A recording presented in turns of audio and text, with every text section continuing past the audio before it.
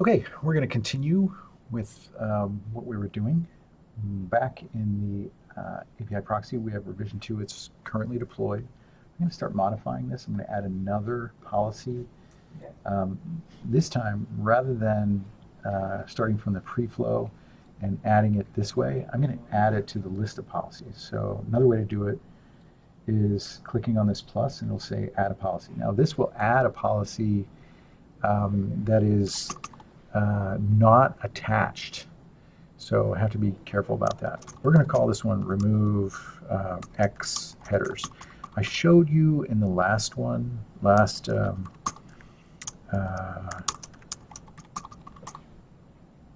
video that the inbound request being handled by the Google Load Balancer is Google Load Balancer is injecting a bunch of headers that begin with X. And that has to do with how I configure TLS and handling of client certificates and so on. We don't want those to be transmitted in this example to the upstream system. So I'm adding in another policy. I'm going to remove those headers. So the first example was injecting headers, adding a header. Now I'm going to remove headers from the inbound request so that they don't get transmitted to the upstream. My example is a little bit contrived. It's these X headers that the load balancer injects. You may have real concrete examples of when you want to do this. For example, when there's a credential that's coming into the API proxy, you'd like the API proxy to verify or validate the credential and then send a request to the upstream system without transmitting the credential, an API key or a token, and so on. So a secret. That's a good example of when you might want to remove a header. So I've created the policy. Remove X headers. Once again, I don't need any of this. I am going to keep remove, and I'm going to keep remove headers. I'm just going to leave that blank. Now, if I use, I got to make sure this is consistent. Let's close the remove tag. If I use just remove headers, what that will do is remove all inbound client headers, which may be what I want to do sometimes. I'm not going to do that. Again, this is going to be documented in your AssignMessage documentation. You'll read all about that. But what I want to do is remove specific headers. And to do that, I've got all these that are already prepared. I already prepared these elements. I just want to say these are the specific headers that I want to remove from the inbound request before it gets transmitted to the upstream. So if we go back to well, let's save it. We're going to save as new revision because it's already been deployed. I want to remind you that this little link right here, it says little icon with a slash through it, is showing that it's not attached to anything. And it's kind of, if I click on that, it'll give me more details. Not used in any flows. So I just have AssignMessage, remove X headers, unattached. If I want to drop it in, I can do that. I can grab this. Oops, I made a mistake, and drag it into. I think I can drag it into the preflow. Having trouble with my mouse. Well, actually, let me just show you this way. I can select an existing policy. So remove X headers. We're not going to have a condition. So that's, I added a policy this way, and then I attached it, let's call it that, by using that plus button and selecting existing. Okay, so we'll save, and then I want to deploy. This is revision 3. It's going to supersede revision 2, which is still deployed. If I try invoking the proxy right now, I would get revision 2. It's going to take a few seconds for revision 3 to be active. So we kind of have to be aware of that. If you try to deploy it that supersedes a prior revision, it takes just a few seconds before that becomes active. So this is my terminal session from before, and you can see all those X headers that are coming back in the echo payload. Let's try again, and now you can see most of those X headers have not been echoed back by the echo service. Why?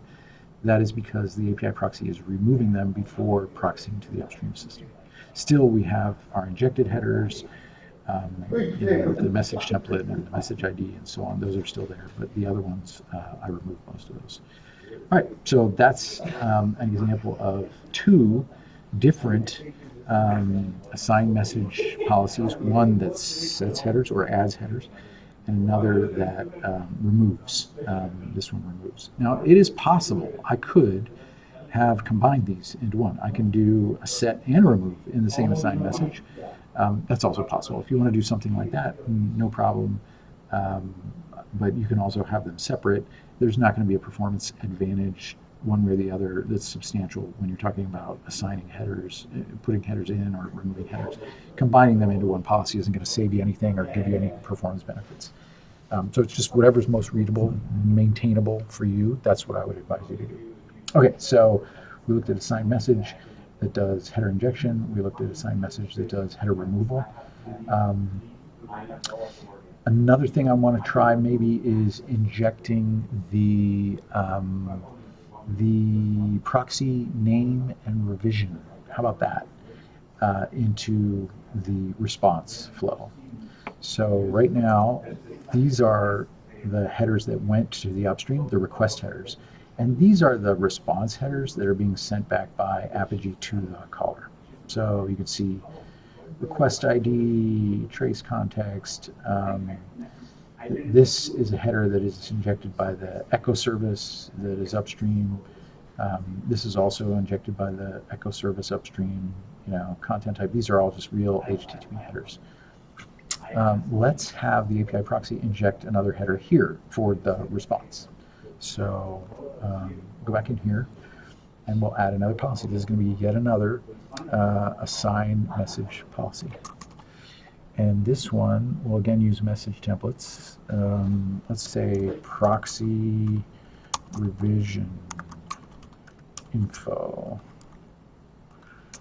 And I'll just correct the case on that. This one is basically going to be very similar to the inject a message ID thing. We are going to use set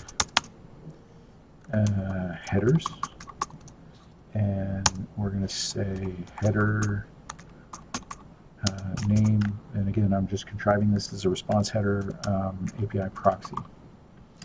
We'll just call it that. That's going to be a header, and in here we'll call it, we'll use API proxy.name and revision, I think it's API proxy.revision. I'm going to check that just to make sure. I think that's right. Let me clean up the XML, and that ought to do it. Save this, but I want to get back to the documentation. So I'm going to flip over to this tab, and I'm going to say I want to look at variables reference. There's something called the flow variables reference that tells me all about the flow variables that are available, and some of them are things like the one that I showed you, message ID, that one, which is just a unique ID, a GUID that Apigee creates for you. That's always available. It is read-only string. But there are others that are, here we go. So API proxy name and API proxy revision. Those are, again, read-only strings. API proxy dot name, API proxy dot revision. Those are the things that I'm referring to in this message template in proxy revision info. So it's API proxy name, API proxy revision, making sure I use curly braces. All that looks right. And there's the name of the policy. It is, again, not attached. Now, I could, if I wanted to, attach this to the preflow. What's that would do is tell the upstream system this is the API proxy that has handled your request. But I don't want to do that. I want to put it into the response flow. So I'm going to choose this response flow. and select an existing policy, and it'll be proxy revision info and no condition. So now I've got some policies that are running on the request flow, some that are running on the response, and together they'll kind of behave the way I want. So save it, deploy it. It's going to give me that warning. Got to supersede revision 3, and now we'll get 4. So if I run this now from my shell, if I invoke it, I should see, what do we expect to see? We expect to see no header, no API proxy header in the response, because if revision 3, which is the current one, the one that's being superseded as we speak, is still handling these requests. And revision 3 did not have the new policy that I just added that adds the proxy information to the response. So it's not here. If I continue to run this after revision 4 is deployed, you'll see, okay, this is now appearing. So in the response, I'm seeing a new header, API proxy, and it has this value, the API proxy name, an R, and then the revision number, R4. So now I know, I like to do this in all the API proxies that I'm developing with. I put that helpful information, that header in the response, so I can see, all right, who actually has responded?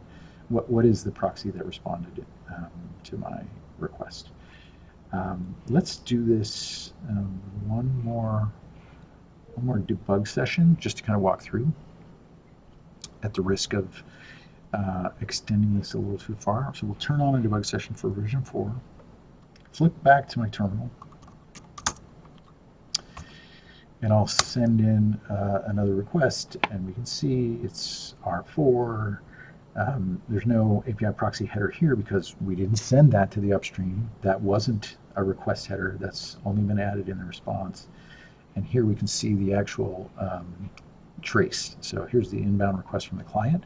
2 policies that ran, one that injects message ID, one that removes the X headers.